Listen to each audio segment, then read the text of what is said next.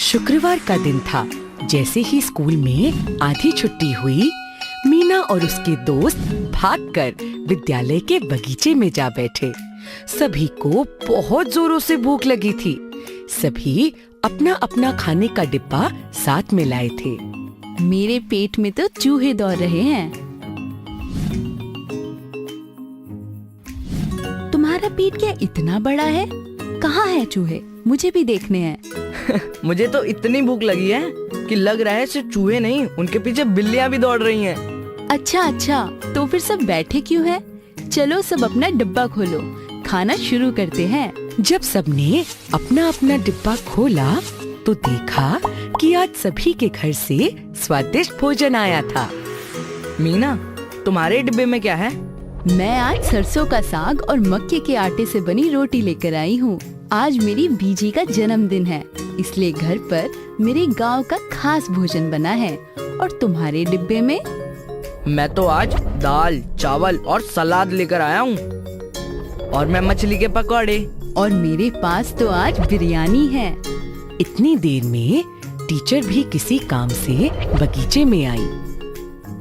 अरे वाह, तुम्हारे डब्बों में से अलग अलग खाने की महक आ रही है।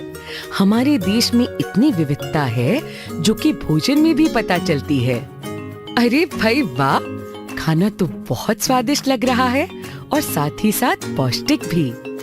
जी हाँ मैडम, हम सभी पौष्टिक खाना लेकर आए हैं। और जैसा कि आपने समझाया था, हमारे खाने में फल, सब्जियां, अनाज सभी शामिल हैं। बहुत अच्छे। हम सभी के लिए संपूर्ण भोजन अथवा संतुलित आहार बहुत जरूरी है। संतुलित आहार क्या होता है मैडम? अमीना, बहुत अच्छा सवाल पूछा। क्या कोई इसका जवाब देना चाहेगा? हाँ, मैं बताता हूँ। संतुलित भोजन मतलब हमारे आहार में हर तरह के स्रोतों से भोजन होना चाहिए, जैसे हरी सब्जियाँ, फल, अनाज और मांस। बहुत अच्छे इब्राहिम। मैडम, पर हमें संतुलित आहार खाना क्यों जरूरी है? मीना, मुझे बताओ, यदि हम बहुत देर तक खाना न खाएं तो कैसा लगता है? मुझे तो बहुत भूख लगती है और खाना ना मिले तो बहुत कमजोरी भी महसूस होती है। भोजन हमारे शरीर की अनेक जरूरतों को पूरा करता है और हमारे भोजन में जो पोषक तत्व होते हैं उन्हीं की वजह से हमें ऊर्जा मिलती है, हमारे शरीर की वृद्धि होती है और यही पोषक तत्व शरीर के विभिन्न अंगों की रक्षा भी करते हैं। विभिन्न प्रकार के भोजन में अलग अलग पोषक तत्व होते हैं। टीचर, क्या इन मछली के पकौड़ों में भी विभिन्न पोषक तत्व है? ये मुझे कैसे पता चलेगा? यह पता करना बहुत मुश्किल नहीं है, पर उससे पहले हमारे लिए यह जानना जरूरी है कि विभिन्न पोषक तत्व हैं क्या। पोषक तत्वों के उदाहरण हैं कार्बोहाइड्रेट, प्रोटीन, वसा, विटामिन और कुछ खनिज लवण। ये हमें विभिन्न प्रकार के भोजन में मिलते हैं। सभी बच्चे आश्चर्य भरी नजरों से टीचर दीदी को देखते हैं।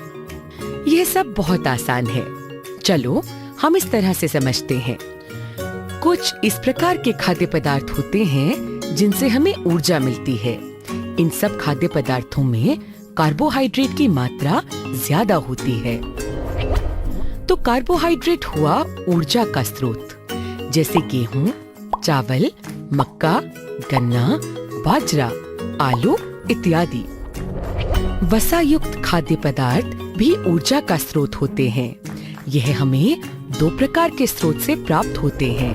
पहला पौधे जैसे मूंगफली, बादाम, नारियल का तेल इत्यादि, और दूसरा पशु से, जैसे दूध, घी, मांस, मछली, अंडे इत्यादि। अगला पोषक तत्व है प्रोटीन, जो हमारे शरीर की वृद्धि के लिए बहुत जरूरी है। इसके स्रोत हैं मांस, अंडे, मछली, जंतु स्रोत एवं दालें, मटर, सोयाबीन, पादप जो कि पौधों से मिलने वाले। मेरे डिब्बे में बिरयानी है और बिरयानी में चावल है, यानी कार्बोहाइड्रेट, मांस के टुकड़े यानी वसा और प्रोटीन है। तो बिरयानी एक संतुलित आहार हुआ। बिल्कुल सही कहा अमीना। लेकिन टीचर, अन्य खाने की वस्तुओं में कौन से पोषक तत्व हैं? ये कैसे पता लगाया जा सकता है? यह सब पता लगाना कुछ मुश्किल नहीं, परंतु आज के लिए इतना ही।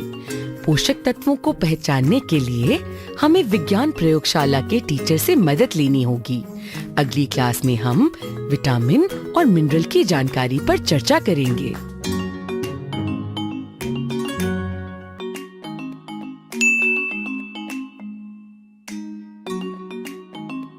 आज जब बच्चे स्कूल पहुँचे तो उन्होंने देखा कि स्कूल में कई टेंट लगे हुए हैं। साथ ही साथ टीचर भी स्कूल में आ रही थी। टीचर, आज स्कूल में टेंट क्यों लगे हैं? कौन आने वाला है? आज हमारे स्कूल में डॉक्टर टीचर आने वाली है सोहन। क्या डॉक्टर टीचर हमें इंजेक्शन लगाएंगी? नहीं नहीं सोहन, डॉक्टर टीचर तो हम सबकी सामान्य जांच के लिए आ रही हैं। सामान्य जांच, वह क्या होता है?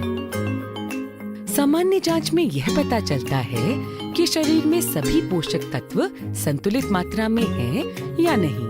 पिछली कक्षा में हम सब ने प्रोटीन, कार्बोहाइड्रेट और वसा यानी फैट के बारे में पढ़ा।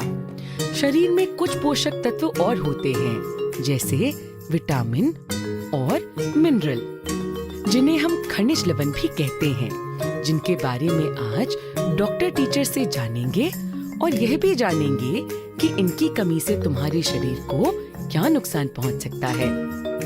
आज पहले पीरियड के बाद हम सबसे डॉक्टर टीचर मिलने आएंगी। सभी बच्चे उत्सुकता से अपनी अपनी कक्षा में गए। Good morning. आप सब कैसे हैं? अच्छे हैं। तो आज हम आप सबकी सामान्य जांच करेंगे। आप सभी लाइन बनाकर अपनी जांच करवाएंगे। पहले आप अपनी लंबाई और वजन चेक करवाएंगे, फिर डॉक्टर भैया आपके दांत और आंखें चेक करेंगे। आखिरी में मैं आप सभी की एक सामान्य जांच करूंगी।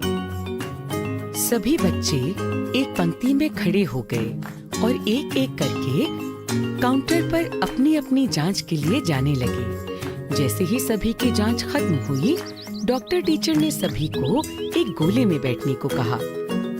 बच्चों, क्या आप सबको पता है कि हमें अपना शरीर कैसे स्वस्थ रखना चाहिए? हाँ डॉक्टर टीचर, हमें अपने शरीर को साफ रखना चाहिए और संतुलित आहार खाना चाहिए। बिल्कुल सही कहा। तो कौन बताएगा कि संतुलित भोजन क्या होता है? डॉक्टर टीचर, संतुलित भोजन मतलब हमारे भोजन में हर प्रकार के पोषक तत्व होने चाहिए, जैसे प्रोटीन, वसा एवं कार्बोहाइड्रेट्स। बिल्कुल सही कहा सोहन। और इनके साथ साथ हमारे भोजन में कुछ और तत्व जैसे विटामिन और मिनरल का होना भी बहुत जरूरी है। डॉक्टर टीचर, विटामिन और मिनरल क्या होते हैं? विटामिन और मिनरल भोजन में पाए जाने वाले कुछ ऐसे तत्व हैं जो हमारे शरीर की कई बीमारियों से रक्षा करते हैं। इनसे युक्त भोजन का सेवन न करने पर हमें कई रोग हो सकते हैं। ऐसे रोग जो विटामिन या मिनरल की कमी से होते हैं, उन्हें अभावजन्य रोग बोलते हैं। चलो, क्या आप सब मेरे साथ एक खेल खेलने को तैयार हो? खेल? वाह, बड़ा मजा आएगा। अब हम विटामिन और मिनरल के बारे में इस खेल से जानेंगे। अब मैं आपको 4 चित्रों के कुछ कटे हुए टुकड़े दूंगी। आप सभी को सही टुकड़ों को एक साथ जोड़कर चित्रों को पूरा करना है। हर एक चित्र में एक एक विटामिन छुपा है। यदि आपने सही टुकड़ों को जोड़कर पहेली पूरी कर ली, तो आप एक एक विटामिन के बारे में जान पाएंगे। सभी बच्चों ने बड़े ही उत्साह से चित्र पहेली के टुकड़ों को जोड़ना शुरू किया। कभी इधर तो कभी उधर टुकड़े जोड़कर आखिरकार सभी ने पहेली को पूरा कर दिया। अरे वाह! आप सबने तो बड़ी ही आसानी से सभी चित्र पहेलियां सुलझा ली। क्या अब आप एक एक करके सभी को बताएंगे कि आपके चित्र में क्या क्या है? एक एक करके सभी ने अपने चित्र गौर से देखे। सभी चित्रों में विटामिन के बारे में ढेर सारी जानकारी थी। अब एक एक करके आप अपने चित्र में दिए गए विटामिन के बारे में सबको जानकारी देंगे। मेरे पास विटामिन ए का चित्र है। विटामिन ए आंखों की रक्षा करता है। विटामिन ए बहुत से पदार्थों से मिलता है, जैसे गाजर, दूध, मछली आदि। ये देखो, मेरे पास विटामिन बी का चित्र है। ये हमें कुछ कम पदार्थों से मिलता है। विटामिन बी की कमी से दिमाग पर बुरा असर पड़ता है और दिमाग असंतुलित भी हो सकता है। ये ज्यादातर अंडे, दूध से बने पदार्थ और अनाज से मिलता है। ये देखो, मैंने विटामिन सी का चित्र देखा। ये हमें कई बीमारियों से बचाता है, जैसे सर्दी और जुकाम। ये ज्यादातर हमें फलों से मिलता है, जैसे संतरा और अमरूद। विटामिन डी का पोस्टर टीचर के पास था। आपके पास कौन सा चित्र है? विटामिन डी यह हमारी हड्डियों एवं दांतों को मजबूत बनाने में मदद करता है। यह हमें सूरज की धूप, दूध एवं दूध से बने पदार्थों में मिलता है।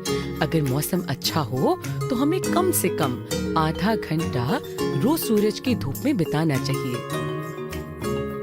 बच्चों, तो आज हमने डॉक्टर दीदी से क्या-क्या सीखा? टीचर, हमने यह सीखा कि हमारे शरीर की वृद्धि एवं बीमारियों से रक्षा के लिए हमारे भोजन में पोषक तत्वों का होना बहुत जरूरी है।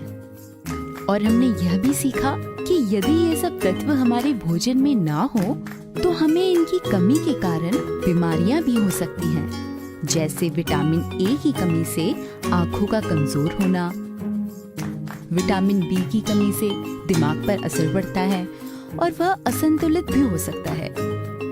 विटामिन सी रोगों से हमारी रक्षा करती है और विटामिन डी हड्डियों की सुरक्षा के लिए बहुत जरूरी है। बहुत अच्छे बच्चों, और ऐसी बीमारियां जो किसी पोषक तत्व की कमी से हों, उन्हें अभावजन्य रोग कहते हैं। यह जानकारी तो बहुत ही जरूरी है। मैं घर जाकर सभी को बताऊंगी।